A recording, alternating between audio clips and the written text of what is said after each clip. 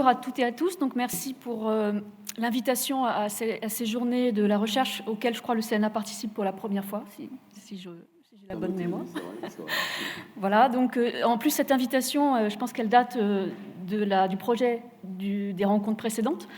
Donc l'avis que je vais vous présenter, il a été préparé par un Conseil national de l'alimentation que je souhaite vous présenter d'abord pour commencer, pour que vous compreniez un petit peu en quoi consiste donc ce travail. Donc le Conseil national de l'alimentation, c'est une instance consultative indépendante qui est rattachée au ministère de l'Environnement, au ministère de la Santé, Consommation et Agriculture, donc une structure interministérielle. Qui est chargé donc, par la loi de formuler des recommandations qui sont destinées aux décideurs publics et aux acteurs de la chaîne alimentaire. Alors ce conseil, qu'on appelle souvent le Parlement de l'alimentation, parce vous allez voir qu'il réunit l'ensemble des acteurs de la chaîne, il est consulté notamment donc, sur les grandes orientations de la politique publique de l'alimentation. On peut parler de sécurité alimentaire, on peut parler de sécurité sanitaire des aliments, mais aussi de qualité des denrées, de l'information des consommateurs, bien sûr, c'est l'objet de cet avis, et de prévention des crises aussi, puisqu'on travaille beaucoup sur des retours d'expérience de crise. On a travaillé notamment sur la crise du fipronil, sur la communication, un rétexte sur la communication de la crise ESB, par exemple, et sur la communication des risques aussi, sur certains sujets. Voilà.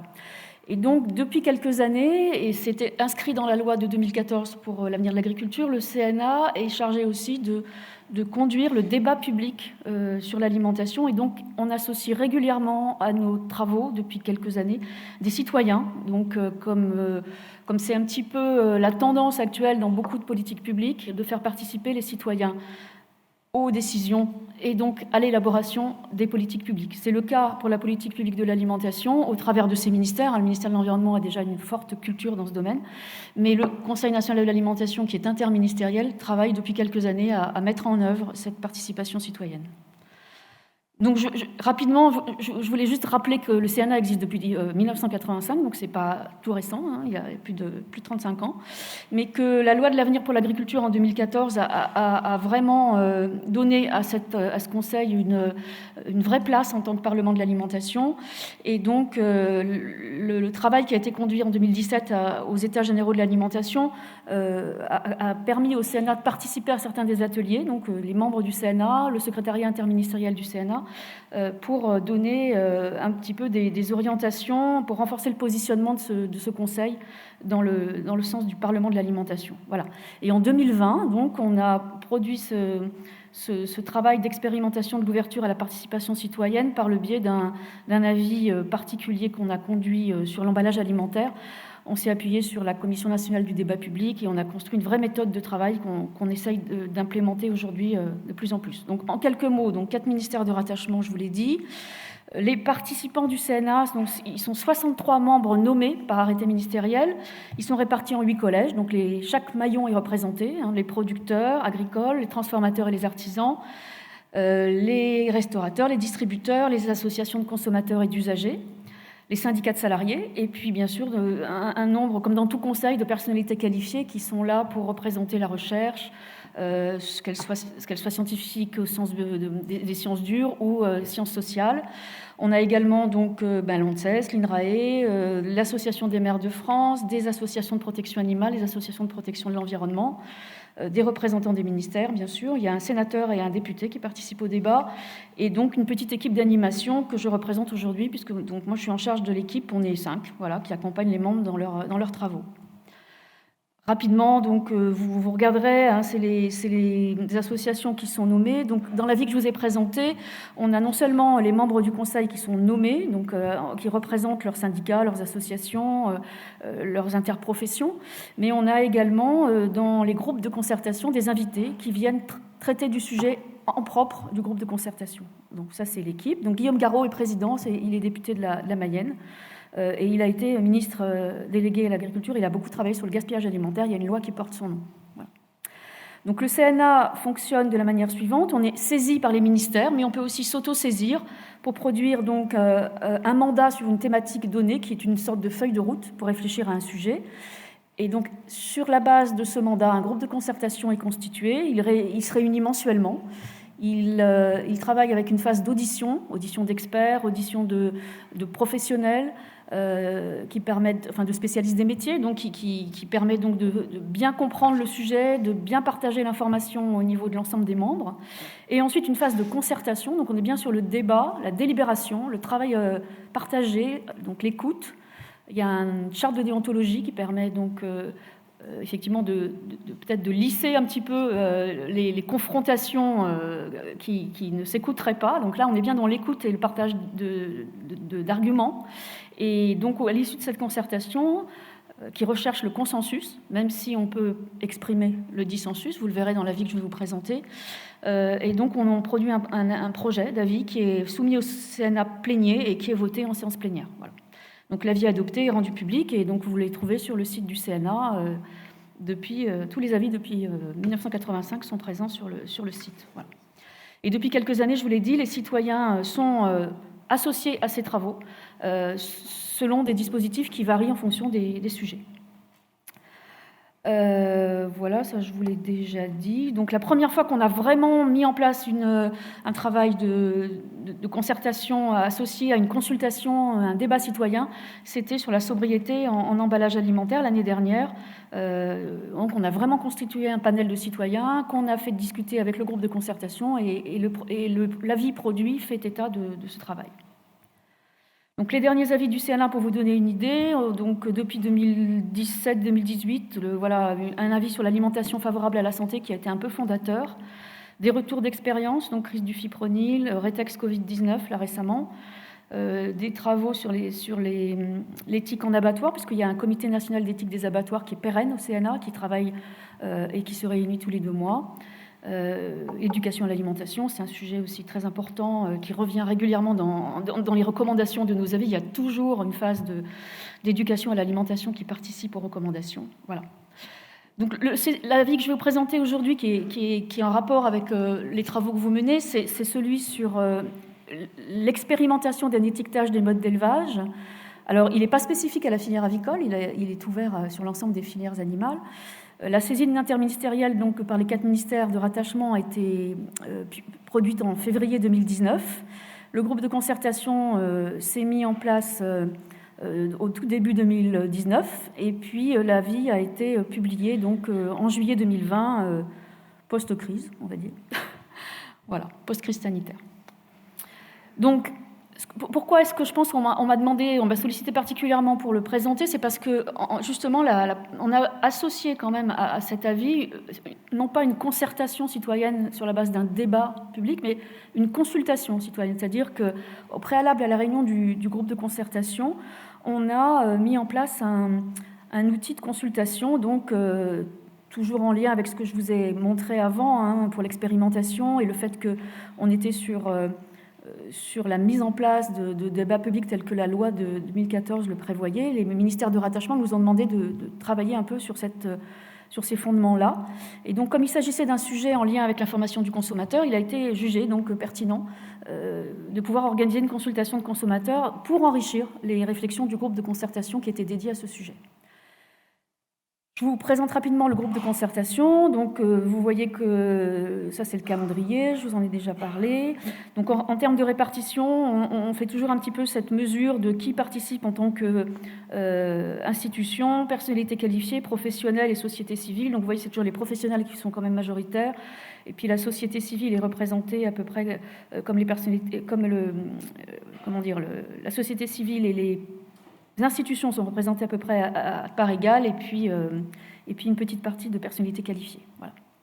Donc le mandat, c'était de proposer un périmètre pour conduire une expérimentation d'un étiquetage des modes d'élevage selon les filières, selon les animaux, selon les denrées qu'elles produisent, en considérant les modes d'élevage et les modalités pratiques d'étiquetage. Donc il faut aller proposer une méthode pour mettre en place cette expérimentation.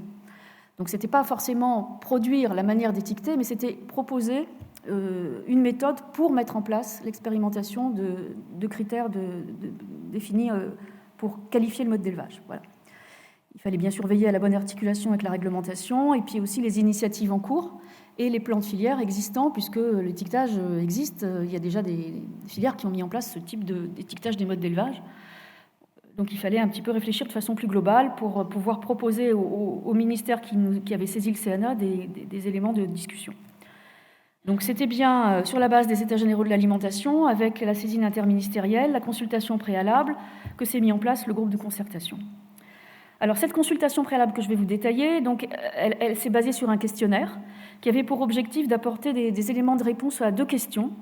La première, quel est le degré d'appropriation du marquage des œufs, donc 0, 1, 2, 3, par les participants au questionnaire?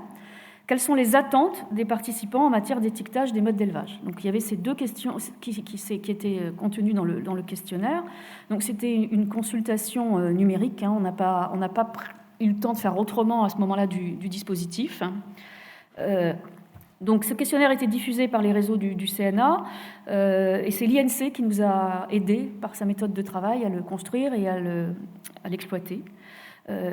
Donc notamment via certains domaines.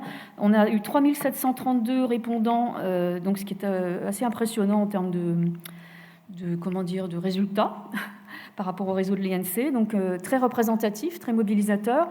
L'échantillon était robuste parce qu'il était donc 3,7 fois plus important que les sondages représentatifs habituels.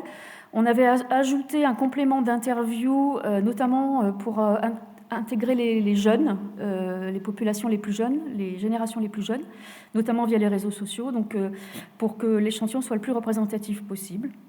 Donc on a travaillé donc, avec les réseaux de l'INC bien sûr, avec les réseaux du CNA et puis avec ce fameux panel spécifique pour compléter en fait la représentativité de l'échantillon de l'INC. Voilà. Donc normalement cet échantillon il a été salué pour sa représentativité et donc là je vais vous dérouler quelques résultats. Je ne sais pas si on aura le temps de tous les regarder, mais c'est assez parlant sur des choses que vous avez sûrement entendues déjà, mais là c'est mesuré on va dire. Donc, une question sur les labels, par exemple, si on parle des habitudes et de la perception en lien avec l'alimentation. Pour ce qui est de l'agriculture biologique et des labels rouges, donc qui sont les labels les plus connus des répondants, apparemment, 95% les connaissent. On a une bien plus faible notoriété, par exemple, pour le label spécialité traditionnelle garantie, par rapport à celle du bio, l'agriculture biologique. Bon, le label rouge est très bien placé aussi, bien entendu. Donc voilà, parmi les labels, voilà ce que les répondants connaissaient le mieux. Concernant donc les labels officiels apposés sur les produits, quel est votre niveau d'accord avec les affirmations suivantes? Donc il y avait quelques affirmations. Donc ils me rassurent sur la qualité du produit, 83%. Ils m'aident dans mes choix, 82%. Ils sont trop nombreux, 66%. J'ai du mal à différencier les labels officiels ci-dessus des démarches privées, 64%. Et ils apportent de la confusion, 46%. Voilà, donc des labels qui sont utiles, mais considérés comme soit trop nombreux, soit pas assez précis, puisqu'ils apportent de la confusion. Voilà. L'appropriation du marquage des œufs, c'était quelque chose d'un peu spécifique à votre filière. On dirait que ça existe depuis longtemps, mais la grande majorité des participants sait qu'un marquage des œufs existe, donc c'est déjà bien. Donc en avez-vous entendu parler? Donc il y en avait quand même 10% qui ne savaient pas, mais 62% qui connaissaient et qui savaient à quoi cela correspondait, et 28% qui disaient en avoir entendu parler, mais qui ne savaient plus exactement à quoi cela correspond. Voilà. Et quand on creusait un petit peu, ce code est majoritairement associé à une information sur le mode d'hébergement des poules, et on demandait aux personnes à quoi correspond ce code sur les œufs. Et donc, en fait, on a la bonne réponse, c'est-à-dire un ensemble d'informations relatives à l'alimentation et l'hébergement des poulets pour 31% seulement des répondants. Voilà, donc ça se répartit après sur un mélange entre une information sur l'alimentation, une information sur la sécurité sanitaire, une information sur la qualité du produit. Voilà. Mais 53% savaient quand même que c'était une information sur la manière dont sont hébergées les poules, voilà, d'une manière ou d'une autre. Moins de la moitié des participants connaît la signification des codes, finalement, quand on creuse un petit peu. Quel est le code correspondant à chacun des modes d'élevage suivants, donc bio, plein air, en bâtiment, au sol et en cage? On a des réponses correctes pour 42% des participants, et 58% font des réponses erronées. Et 18% des erreurs donc, renvoient à une inversion de la signification, mais ça vous l'avez, je pense, déjà entendu. Entre 0, 1, 2, 3, on inverse en fait la signification. 42% des participants qui déclarent connaître la signification des codes se trompent dans leurs réponses, en fait. Donc des réponses correctes pour quand même 58%, c'est pas mal. Et 5% des erreurs renvoient à une inversion de la signification des codes, là aussi. Lors de leurs achats d'œufs, la majorité des participants fait usage des informations relatives au mode d'élevage des poulets, parce que quand on leur demande, concernant les informations sur le mode d'élevage des poules, à poser sur les boîtes d'œufs en magasin, quel est votre niveau d'accord avec les affirmations suivantes? Donc, ces informations m'aident dans mes choix, 88%. Ces informations me rassurent sur la qualité du produit, 86%, ce qui est quand même encourageant. Donc, cette information semble bien faciliter la décision lors de l'acte d'achat. Et sur les attentes en matière d'étiquetage des modes d'élevage, quand le terme mode d'élevage est utilisé, il évoque en priorité chez les participants des notions d'hébergement, d'alimentation des animaux et de bien-être animal. Donc, quand on leur pose la question, pour 67% d'entre eux, la façon dont sont logés les animaux, et pour 56%, la façon dont sont nourris les animaux. Et 46% encore, la façon dont le bien-être des animaux est intégré dans les pratiques d'élevage, donc possibilité pour les animaux d'exprimer des comportements naturels. Voilà, donc je passe un peu vite parce que ce sondage, cette consultation va nous servir après surtout, mais j'essaye de finir quand même. Donc en matière d'étiquetage des modes d'élevage, on était également sur le fait que les participants se disent globalement intéressés par la mise en place d'un étiquetage des modes d'élevage. L'intérêt est particulièrement marqué pour la viande et les produits laitiers. Donc là, on sort un peu de la filière avicole.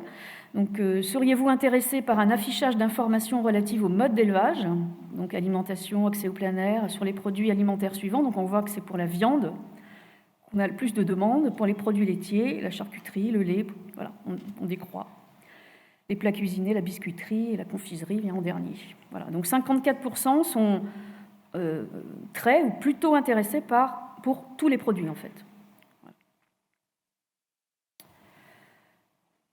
De la même façon, l'alimentation, l'hébergement et le bien-être animal comme critères privilégiés pour un système d'étiquetage des modes d'élevage est plébiscité, donc par ordre d'importance, puisque pour ces informations-là qui sont liées au type d'alimentation ou à l'hébergement, on atteint dans le total cité 72 et 71% respectivement, et cité en rang 1, 31 et 22%. Voilà. On a moins de citations et de citations pour la façon dont le bien-être animal est intégré dans les pratiques d'élevage, ou encore l'adoption ou non par l'élevage de pratiques respectueuses de l'environnement. Alors ça, c'était peut-être avant la crise sanitaire aussi. L'origine des animaux, la localisation de l'éleveur et la méthode d'abattage sont les propositions supplémentaires les plus citées donc pour une intégration dans le système d'étiquetage. Bien sûr, on a des chiffres qui se répartissent de façon un peu plus dispersée, on va dire, mais 35% ont précisé vouloir inclure d'autres informations que sont la traçabilité, l'origine des animaux, etc., les traitements vétérinaires et autres.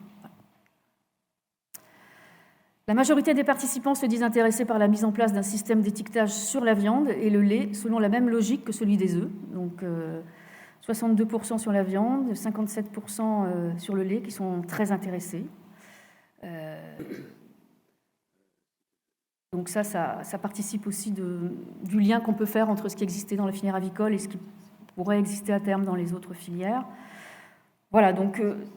Pour ce qui est des résultats, et en tenant compte du profil des intéressés, on peut dire que les personnes sont intéressées par l'affichage d'informations relatives au mode d'élevage pour tous les produits cités.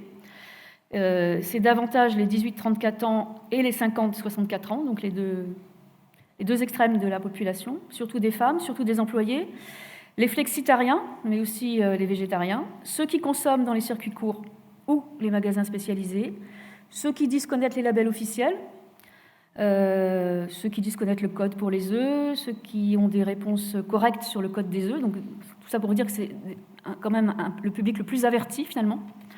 Les personnes qui achètent des œufs bio, qui privilégient le mode d'élevage des poules, quel que soit le prix.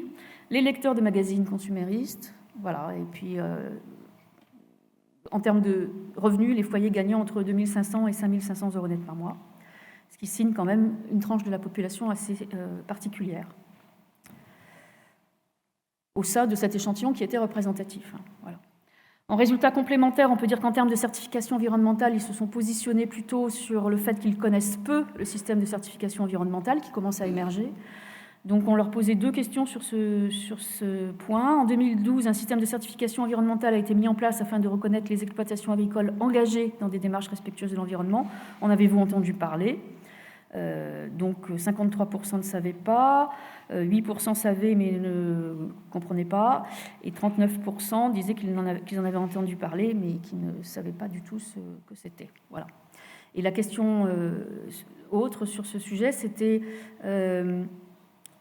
la signification des différents niveaux de certification environnementale. Donc là, c'est pareil, les réponses correctes sont seulement de 17% des répondants. Voilà, donc quelques verbatims sur qui étaient en fin de questionnaire, donc bien sûr pas exhaustifs, mais qu'on a particulièrement recensés parce qu'ils se sont exprimés plusieurs fois. Donc, s'il y a instauration de code sur d'autres produits que les œufs, instaurer la même codification ou alors un système simple. Les conditions d'abattage sont aussi importantes que les conditions d'élevage, ça revient régulièrement aussi pour les filières d'animaux de boucherie. J'aurais apprécié trouver plus de questions sur l'aspect local et les circuits courts. C'est vrai qu'il n'y en avait pas du tout pour le coup. Merci. Je croyais connaître la signification des chiffres pour les œufs et en fait non. Donc ça a au moins été. Il y a eu une vertu pédagogique. Et voilà. Donc voilà ce sur quoi, en partie bien sûr, parce qu'il y a eu aussi des auditions d'experts, comme je vous le disais, et de professionnels se sont quand même appuyés les participants du groupe de concertation pour réfléchir à produire des recommandations en fait sur cet avis. Donc il y a des attentes fortes en matière d'information, ça c'est évident. Ça va dans le sens des conclusions de ce qui avait déjà été dit dans l'atelier 1 des États généraux de l'alimentation. Si les informations sont attendues, on voit bien que l'exemple de l'étiquetage des œufs montre quand même une mauvaise maîtrise de l'interprétation de ces informations. Donc plus de 50% des personnes qui répondent de façon erronée à l'interprétation qui est faite. Et puis bien sûr le souhait de pouvoir bénéficier d'informations sur la viande et les produits laitiers qui émergent quand on pose la question. Voilà. Et les participants ne restreignent pas la notion de mode d'élevage au bien-être animal. On parle d'alimentation, d'hébergement, et c'est ce qui semble effectivement correspondre à ce qui est connu, en tout cas, des consommateurs aujourd'hui. Donc, en conclusion, l'étude révèle un paradoxe. À la fois, les répondants expriment des attentes vers plus d'informations, mais également ils présentent des difficultés à les interpréter, des attentes vers moins de labels et de logos qui sont perçus comme trop nombreux. Donc ça conduit à identifier 2 défis au regard de ces résultats. Donc concevoir un système d'étiquetage des modes d'élevage que les consommateurs puissent facilement s'approprier, donc éviter le code numérique seul peut-être, et dans un contexte global d'étiquetage qui est déjà perçu comme peu lisible et saturé d'informations, voilà, comment faire ? Ça reste un défi. Alors la concertation, elle a été définie selon un périmètre précis. Le groupe s'est un peu limité dans son approche pour essayer d'être le plus opérationnel possible. Donc, comme on parlait d'étiquetage des modes d'élevage, il a bien fallu définir ce qu'est le mode d'élevage. On a également, bien sûr, embarqué l'encadrement juridique de l'étiquetage des denrées alimentaires et de l'étiquetage des modes d'élevage au niveau européen, puisque le règlement INCO fait partie du contexte.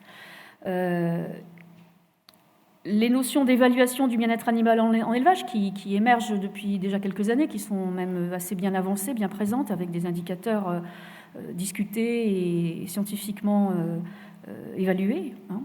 Des travaux sur l'évaluation de la performance environnementale d'élevage qui sont en cours aussi. Et puis toutes les controverses et les représentations autour de l'élevage, bien entendu, ont fait partie de la concertation. On a pris des exemples sur le modèle d'élevage herbivore français, les avancées qui étaient présentées par les labels rouges volaille de chair, et puis toutes les révisions en cours des cahiers des charges, notamment pour le label rouge bovin, et tous les flux du marché français de la viande bovine qui étaient en effervescence à ce moment-là aussi, avec bien entendu également un petit parangonnage avec l'Allemagne, le Danemark, les Pays-Bas pour l'étiquetage du bien-être animal. Voilà. Donc ça, c'est les éléments qui ont été pris en compte dans la concertation. Le groupe s'est entendu sur la proposition de définition autour de ce qu'est un mode d'élevage. Donc le mode d'élevage, c'est des pratiques et des méthodes mises en œuvre par l'humain pour faire produire principalement des denrées alimentaires et se reproduire des animaux en interaction dynamique avec l'environnement et les territoires.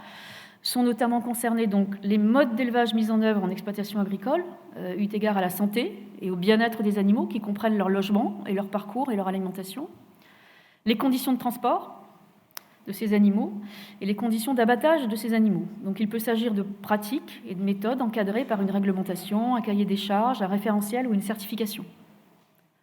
Donc ça a pris du temps, mais ça a émergé de la vie. Je vous encourage, de toute façon, cette intervention, elle a pour but aussi que vous le lisiez. Donc j'espère que ça vous donnera envie de le lire, parce que ce que je vous présente, c'est vraiment un résumé.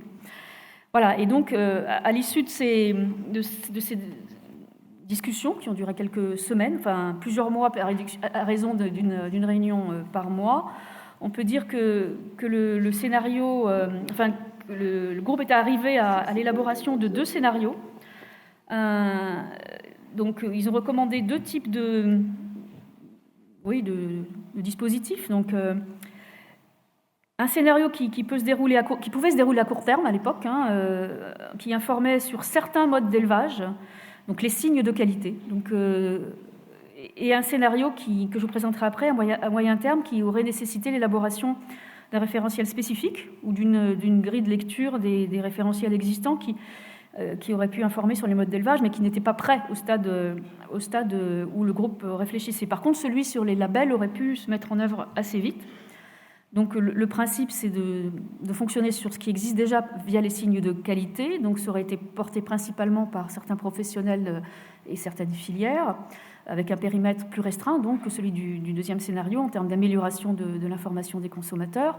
Donc en fait, on aurait mis en avant ce que les labels avaient déjà mis en œuvre dans leur cahier des charges, afin de montrer l'engagement des éleveurs dans un type d'élevage et d'un type de mode d'élevage qui préserve le bien-être animal notamment, les qualités d'hébergement et d'alimentation prévues par le cahier des charges. Donc c'était l'idée de le mettre plus en avant que le simple label au sens de l'étiquetage. Donc ça reposait sur des référentiels existants et qui pouvaient ainsi être déployés sur le court terme. Et puis les informations relatives au cahier des charges, elles auraient été accessibles via un QR code sur l'étiquetage. Donc ça, c'était le premier scénario. Le second scénario, il demandait un travail beaucoup plus important, une nouvelle segmentation du marché, qui aurait été portée donc par les professionnels, mais qui était bien entendu un scénario plutôt porté par les ONG, les associations de consommateurs et les vétérinaires, qui voulaient aller plus loin que ce qui existait déjà. Voilà, avec un périmètre plus large, une expérimentation qui aurait été plus longue, qui aurait concerné tous les modes d'élevage pour le coup, et qui aurait permis de comparer les produits. Donc ce scénario, il nécessitait un protocole expérimental engageant en termes de moyens, de temps, et il aurait pu être envisagé sur le moyen terme. Voilà. Et les informations relatives au mode d'élevage, elles auraient été affichées sur l'emballage via un affichage spécifique, un logo, un code, etc. Donc un gros travail. Alors aujourd'hui, ce que je peux vous dire, c'est qu'aucun des 2 scénarios n'a été mis en œuvre. Donc l'avis est paru en juillet 2020. C'est vrai qu'il y avait peut-être d'autres chats à fouetter que de se lancer là-dedans, mais en même temps, il y a eu d'autres initiatives que celles du gouvernement. Donc les ministères n'ont rien fait de cet avis pour le moment. Alors pour plusieurs raisons. Effectivement, d'abord peut-être parce que la crise sanitaire, moi je pense qu'il y a une part d'incitation de cet aspect-là quand même. Mais il y a en fait 2 grandes questions qui se posent encore au niveau de cette expérimentation. Donc, d'abord parce que là où on a raisonné au niveau français et que le niveau le plus pertinent pour ce type d'étiquetage, comme on l'a vu aussi peut-être juste avant, c'est peut-être aussi le niveau européen, parce que la Commission européenne s'est bien sûr emparée depuis quelques années déjà de ce problème, de cette problématique, de cette controverse sur l'étiquetage des modes d'élevage. Et il y a des projets de réflexion, des groupes de travail qui sont en cours. Donc peut-être que le gouvernement français est un peu resté attentiste par rapport à ce qui allait arriver. Il y a une stratégie bien-être animal qui est en cours aussi au niveau national. Il y a des stratégies bien-être animal qui sont en train de se mettre en place aussi au niveau européen, notamment dans le pacte vert avec Farm to Fork qui émerge aussi. Et donc, il y avait ça. Et puis, donc, vraisemblablement, le périmètre européen est quand même plus pertinent. Et puis, le périmètre de l'information, il a été très discuté sur ce qui était pertinent également. Est-ce que c'est un étiquetage bien-être animal ? C'est-à-dire une information sur toute la vie de l'animal, de la naissance à l'abattage ? ou est-ce que c'est un étiquetage du mode d'élevage? Et là encore, on revient à une information qui ne se limiterait pas au bien-être animal, mais qui couvrirait toute la vie de l'animal au sens des paramètres qu'on a vus tout à l'heure. Voilà, donc aucun des deux, pour l'instant, n'a été mis en œuvre. Et ce que je peux vous dire en conclusion, c'est qu'effectivement, en parallèle, donc je l'ai dit, le cheminement de la concertation, il a été mené par le contexte de la controverse. Je vous ai dit au début qu'on cherche toujours à obtenir le consensus. Là, il y avait quand même beaucoup de dissensus parmi les parties prenantes. C'est rare qu'un avis du CNA ne soit pas voté à l'unanimité, ou alors à l'unanimité avec quelques abstentions de certaines parties prenantes. Mais là, on avait 25 voix pour, 13 voix contre et 10 abstentions sur cet avis. Donc c'est assez rare. Ça montre l'état des controverses.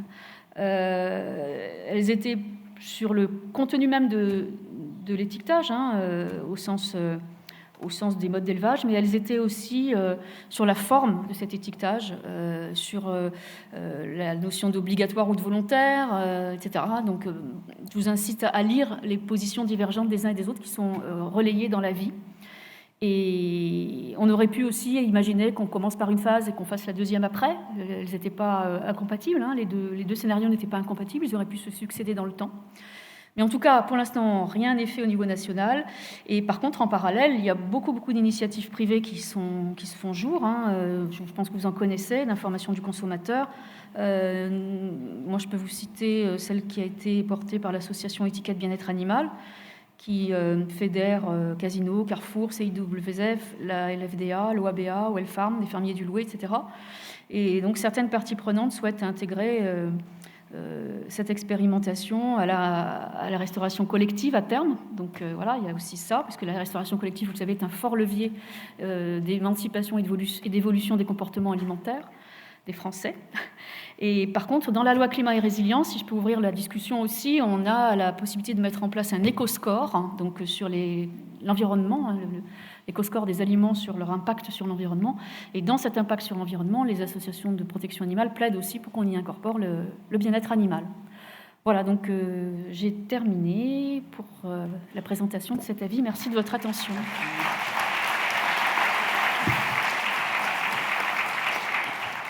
Merci beaucoup, Sylvie. J'en conclus qu'il va falloir qu'on fasse plutôt des grandes boîtes d'œufs pour mettre toutes les étiquettes sur le Nutri-Score, sur l'éco-score, sur le bien-être animal et sur la composition des produits. Ou un petit QR code. Ouais, ou un QR code, oui. Voilà. Et puis si vous nous dites qu'il faut rajouter encore l'environnement dessus, alors là, ça... Non, mais c'est très intéressant. l'IGP, ça en fait beaucoup. Ouais. C'est très intéressant comme démarche, à la fois parce que c'est une démarche participative qui est très inclusive dans le cadre du CNA, et puis à la fois, effectivement, comme je dis, c'est rare que le CNA n'ait pas des avis quasiment à l'unanimité, ouais. Et on voit bien que c'est un vrai sujet de controverse. Est-ce qu'il y a deux questions? J'ai vu qu'il y avait donc les ONG, je comprends, et les vétérinaires. Alors, c'est quel type de représentants des vétérinaires? C'est les syndicats vétérinaires et l'ordre des vétérinaires qui sont là, en général, et qui, effectivement, plaident plutôt pour que cette notion de bien-être animal soit incluse dans l'ensemble des filières et pas seulement sur les labels. D'accord, moi je peux comprendre. Pardon, je suis Thomas Lilin, directeur d'unité de pôle d'expérimentation avicole de Tours. Et la question que je me pose, c'est qu'il n'y a aucun des interrogés qui ne se soit inquiété de la façon dont les déclarations portées par l'étiquette seraient vérifiées ultérieurement. Parce que notamment sur l'étiquetage des œufs, je ne suis pas absolument certain qu'un Ukrainien étiquette ses œufs comme un Français, et ils sont vendus dans le même pays, quoi.